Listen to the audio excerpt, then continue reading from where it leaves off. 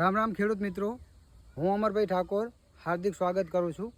Vantara bio fertiliser વાવ-થરાદ જિલ્લાનું લાખણી તાલુકાનું આગથળાઈ ગામ છે.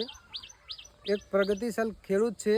એમના ખેતરની અંદર આપણે સમ્રાટ ખોળ યુઝ કરાવ્યું હતું, ન્યુટ્રીક્યુર યુઝ કરાવી હતી અને આજે સારું એવું રિઝલ્ટ જોવા મળી રહ્યું છે.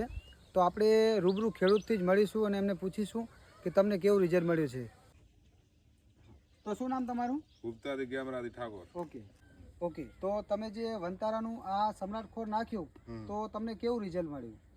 સારું મળ્યું. ઓકે. તો તમે વર્ષોથી જે આ ખેતી કરો છો અને આ વર્ષે જે અમારું આ ખોળ નાખ્યું તો તમને કેવું રિઝલ્ટ મળ્યું? રિઝલ્ટ સારું મળ્યું. ઓકે.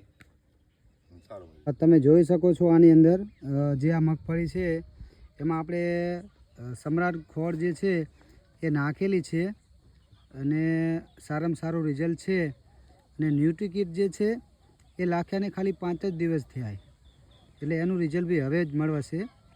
કેવું લાગ્યું?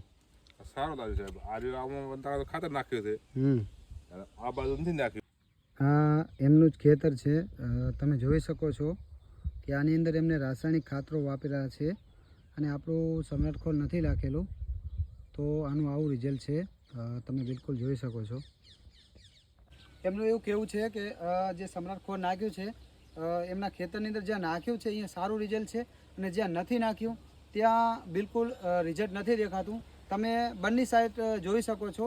તો વનતારા બાયો ફર્ટિલાઇઝરનું જે અમારું સમ્રાટ ખોળ આવે છે એ સારામાં સારું આવે છે, જમીનને પોચી રાખે છે અને પ્લસ કે મગફળીની અંદર સારામાં સારું રિઝલ્ટ છે. પ્લસ અમે અમારું એક 16 તત્વવાળું ન્યુટ્રીકિટ આવે છે એ 45 દિવસ પછી નાખવાનું આવે છે. હાલ આમાં આપણે 5 દિવસ થયા છે નાખ્યાને, તો એનું રિઝલ્ટ બરાબર જ છે. બાકી હવે થોડા સમય પછી એનું આનાથી બી ડબલ સારું રિઝલ્ટ આવશે. બાકી થેન્ક યુ સો મચ.